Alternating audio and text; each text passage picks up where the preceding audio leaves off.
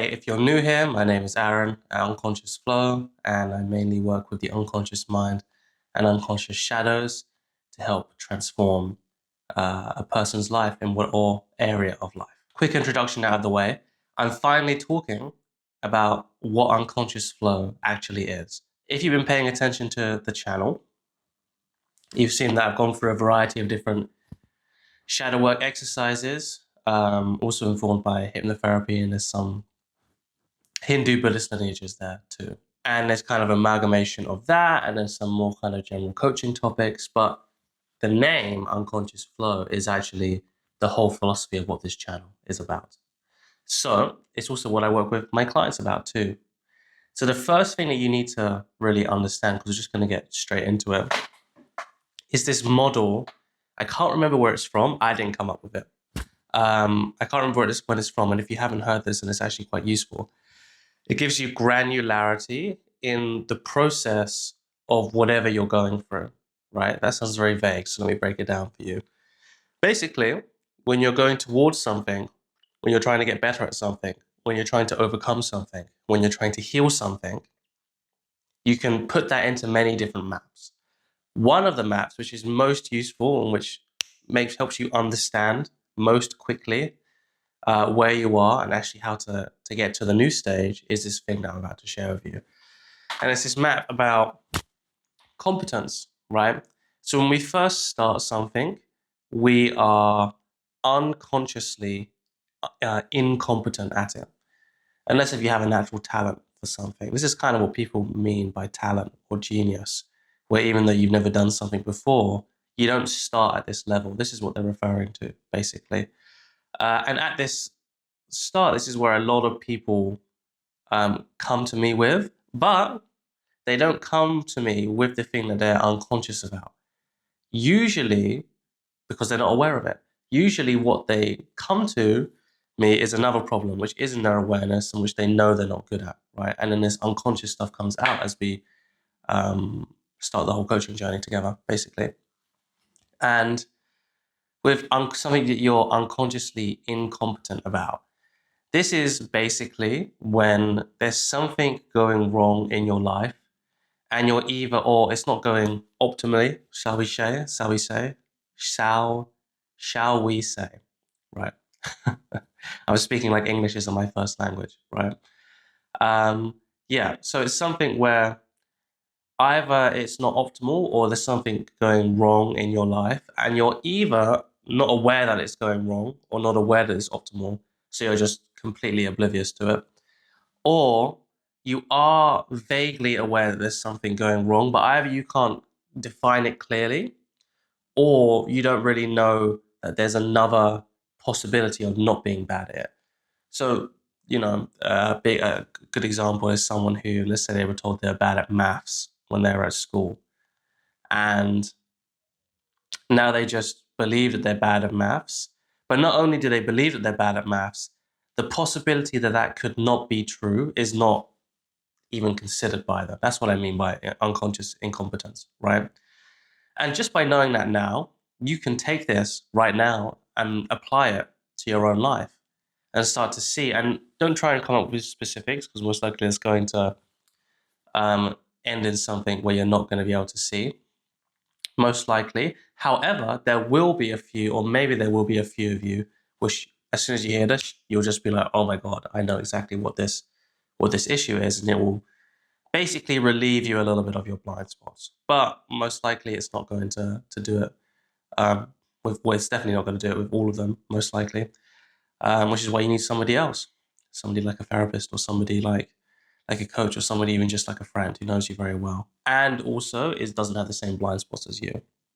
So I had to mention that just to kind of set the scene, right? Because most of the work is actually done in this area which we call conscious incompetence.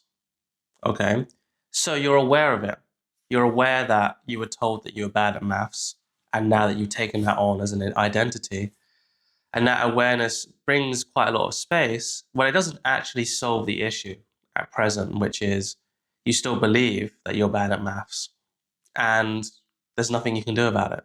There's still like a sense of powerlessness. There's still a sense of, oh, that's just how the way things are. You know, some people are lucky, they get told that they're good at something, and some people are like me and they're just, you know, it just doesn't happen, right? This is where a lot of clients come to me and they work with me at this stage. Hopefully I'm not shaking the camera too much because I'm just kind of pressing I'm banging the table in front of me. So I'll try and stop doing that for you guys that are watching. So yeah, this is when most people come to me with. They have some kind of an idea, but even at this stage, the idea is not really specific. It's kind of like a general theme. And actually, when you go through the process of deeper and deeper levels into the unconscious, paradoxically, the thing becomes more clear, even though the unconscious itself is very unclear and it's very fluid. Obviously, if you know how you're working with it. And then you can get to, you know, the core of the issue and actually resolve it there rather than just playing around at kind of higher, at kind of more surface levels. Although you can do a lot of good work there, right? So there's conscious incompetence, right? Where it's still progress, but there's still something which is stopping you from getting to the next level, right? Like I said, this is where a lot of people come to me with and a lot of people struggle with. Now, things to do at this level. So if the first level is just to become aware, things to do at this level is when you start taking like action steps, basically. When you start making really simple plans to just make something a little bit different. The key here is not to make something better necessarily, it's to make something different. So one of my first mentors in unconscious work was a man called James Tripp, who I highly recommend. Who I highly recommend to at least look at his frameworks. And he has an idea called the hypnotic loop, right? Where it's beliefs into thinking, into physiology, into experience, and it goes back into beliefs. And it's an ever reinforcing circle. So if something really good happens, it will ever reinforce, and if something really bad happens, it will ever reinforce, right? Now, what you need to know from this is how you break the hypnotic loop is you just do something different. Because usually what happens is you go into one thing and then it just spirals like that and it goes into the same spiral. If you're really aware of yourself as you go into like spirals, you can kind of see how it follows the same pattern. It's not improving every single time or very rarely. Then what we can do with that is you just do something different. So the loop actually gets kind of interrupted or stopped or even changed because you're just doing something new, right? You're thinking something new. You're moving your body in something new. Your experience is slightly different. So you always want to be thinking different rather than better and improving. Because also what better and improving can do is it can stifle you if you have issues with that, whereas perfectionism or some kind of performance anxiety or performance issues. That's kind of what you mainly want to do, other than just having an actual intervention with a therapist or a coach to kind of help you through whatever issue that you're going through. The first stage of this model is conscious competence, where you are conscious aware. So it's not quite unconscious yet, right? You're not doing it naturally. You're probably used to, this is where when you're watching, you can draw a lot of your own experience into this, which is, oh, I've actually had the experience of getting better at something. And there was that stage where I was good at it, but the moment that my focus was off or my mind wasn't there, or I was just a little bit tired, that's when my results started to really drop because it hasn't become unconscious yet. This is another really critical stage. They're all super critical, but this is another really critical stage where you just want to have consistent effort. You want to have a consistent effort. You don't want to be pushing it really hard. You can if you have the energy for that. But it needs to be a consistent effort from A to B, or really it's A to Z, if you want to complete that metaphor, where you're just showing up every day and you're allowing yourself to have a really gentle focus. So over time, it just becomes a core part of your identity. It becomes a core part of your skill set. This is another key area where people come to work with me. Not necessarily so much at this stage as compared to the previous stage, but this is when stuff like mastery really gets to be talked about. For example, when I was for anyone that used to train jiu-jitsu. When I was training jiu-jitsu, we had to train through COVID, which was illegal, but we did it anyway. So for those of you that don't know, when you're playing jiu-jitsu or when you're fighting someone with jiu-jitsu, you can either play the top position or you can play the bottom position. And I was always more comfortable playing the top position, even though I was a smaller guy. Smaller guys traditionally don't like to play that role. So it's kind of my comfort zone. And my playing guard is also what you call when you're on the bottom position, because you have to defend. It's usually seen as more defensive, although now in modern jiu-jitsu it's much more aggressive. But it's still traditionally seen as more defensive. I was not very confident in that because also when you're on the bottom and you're smaller, the guy who's bigger on top also has gravity working for him as well. So it feels like he can put a lot of pressure onto you. And if you don't know how to do something called frame correctly, or be in a correct position, which takes a lot of mental energy to learn, then you'll just get crushed, basically. And all of these guys are competitors. They're all bigger than me. And it was kind of a competitor's environment. And that was me. That was me making this environment kind of dictate to me how I should feel, which is also my bad. But I felt like it was always like a competition. And like basically I was training like that.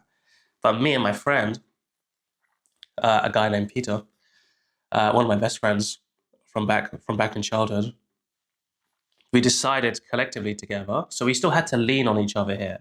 I don't want to speak for him, but I was definitely leaning on him for confidence to just be like, you know what? I need to get over this fear. I need to become competent at playing bottom because it's also something that I'm going to do in competition.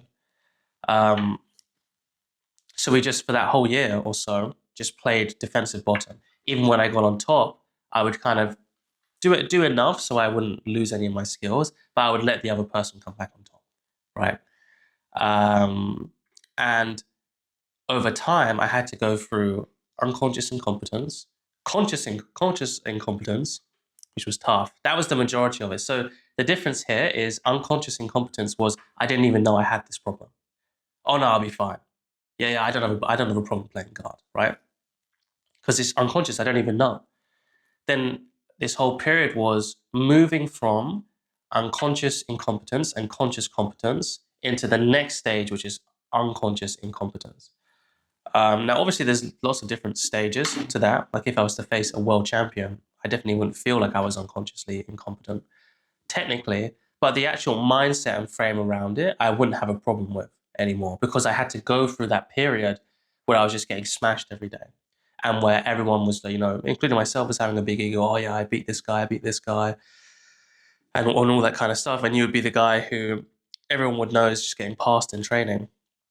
So for those of you who don't know as well, if you get passed, less so, in the modern jiu-jitsu scene for whatever reason, it's kind of seen as like you being completely positionally dominated and controlled. At least it did to me and the friends that I was hanging out with. So it's kind of embarrassing as well. It's kind of like being emasculated too. And I had to go through conscious incompetence to conscious competence, where there was a stage where if I was really on it, if I was really focused, if I was feeling good, I wasn't tired, I had all these different, you see how there's all of these different asterisks, which I had to tick off in order to then feel good. Then I would feel very comfortable. But the moment there was something off, whether it's in my mindset or my physical body or whatever that is, that's when things became really kind of tough for me. But it's only through going through that consistently. Like I wasn't trying to win every single time. I was just making sure that I showed up to training every single day with that intention in mind. No matter how much I didn't want to go through that again, I would still make sure that I did that. And then that makes you unlock the next stage, which is unconscious competence, where even now, so when I train jiu-jitsu now, I haven't trained in like 3 years probably. I've trained maybe a maximum, besides this, a brief stint in Budapest, 5 to 10 times. The stint in Budapest was like I was training weekly for a couple of months, or every other week for a couple of months, right? So it's kind of an outlier. Even when I go back, I'm unconsciously doing things which I don't actually remember. Like if you were to ask me, have this conversation to me now, well, how do you defend from this position? I wouldn't consciously be able to tell you, most likely. But when I started playing it, I'm realizing it myself that I'm making sure I'm in right positions, I'm framing properly, I'm doing all that kind of stuff, because I had to go through that period, right? So with conscious competence, the only thing that matters here is consistency, whether that's consistency with therapy sessions, consistency with whatever skill that you're doing, or consistently with just showing up with the right intention. That is the most important thing here by far, because this is when it really becomes, it's a marathon, not a sprint. There are exceptions to this rule, or there's always exceptions all the time, but we can't play the game by exceptions. We have to play it by the rule, and the rule is marathon, not a sprint. This is when it comes in. And then the fourth and final stage is unconscious competence, where you can just show up, doesn't matter how tired you are or anything like this. Obviously, this stuff still plays a factor, but that factor isn't the defining factor anymore. It's just something that's there, and you can just kind of crack on and you can do whatever you need to do. And that stage doesn't need much explaining, because that's the end of this, right? So to answer the question, or to answer the theme of this whole video, which I've been talking about for the whole time, what is unconscious flow? The problem is that this mindset or this frame is applied too individualistically. It's applied too much individually, like, oh, I want to get better at this skill, rather than it being a life practice, right? And there's many other models that go into this, but this is a very easy way to understand it, right? So how could I, by getting my jiu-jitsu better, actually be improving my life? And not just improving life in terms of making money, having a partner that loves you, all of these very external things. I know it's probably going to be quite controversial, me saying that having a partner that loves you is quite external, because it's still another person. I'm not saying that. None of this stuff is to degrade anything, right? But not just getting better at these things, which are also really important, but just being comfortable with yourself, being at peace with yourself. Do you have a genuine relationship of unconditional love with yourself? Are you your biggest friend, no matter what situation, right? This is how all of the clients that come to work with me, these are the questions that they always end up asking themselves. Because once you solve these more surface level issues, like, am I attractive to somebody, right? Or do I have any limiting beliefs around making money? And if you're in this stage, this isn't to try and discredit you in any kind of way. I had to go through this as well, right? It's not about smaller or bigger problems. It's just about deeper and more, not shallow. What's the right word? There's deeper issues and there's more surface level issues, right? This is not good or bad. Surface isn't good, or surface isn't bad. Deeper isn't good. It's just a way of categorizing this, right? If these are your problems right now, you need to get them sorted right now, right? And hopefully I can help you with that. But as these problems get solved, deeper and deeper and more existential issues start to come up. And this is what unconscious flow about. When these start to come up, are you okay with that? Are you able to handle them? Are you a skilled sailor on a rough sea? Is this you? Do you want to know, is this a skill you can learn? The answer is yes. Is it necessarily what I would class as a skill? No. It is kind of, but it isn't. Skill is too, it's too limited, right? And that's what unconscious flow is. Can you approach life in in a way where you unconsciously flow with it? You have unconscious competence with it, no matter what comes up. And this is when the idea of having meta principles or meta processes comes from. Again, not a term that I came up with. Pretty sure originally it came from Ken Wilber, who you can look up, or an integral thinker. It was really painstakingly pointed out to me by my current mentor, Pierre de Sousa, who I work with a lot, when it comes to my own shadow work and also just how to approach life, right? Is how you can start looking at things in a very meta or big picture way. So something which seems so isolated can actually help you in an issue which seems totally unrelated, right? So if I was to give you an example, say let's say you have abundance with money, right? Even if you don't have necessarily, objectively, like millions in the bank account, you still have an abundance relationship with money. So money stress doesn't really come up for you. Let's say you have that, but you have issues around feeling like you're being loved. In some ways, they're two very separate issues if you look at it surface level, right? But can that abundance mindset in one way actually influence and help you unconsciously without you having to do anything in the other way? So before you even look at this, it's already getting healed, right? So for you, how is this relevant, right? Obviously, it's relevant for you so you can have more information about the kind of work that I'm doing, working with the unconscious mind, working with shadows, and working with how we look at reality and have this more functional and more optimal ways to look at that. But also for you right now, other than the kind of bullet points I've given you before, how can you apply this right now to your life? What's a practical thing that you can do, right? And it's always, always, always to remember this.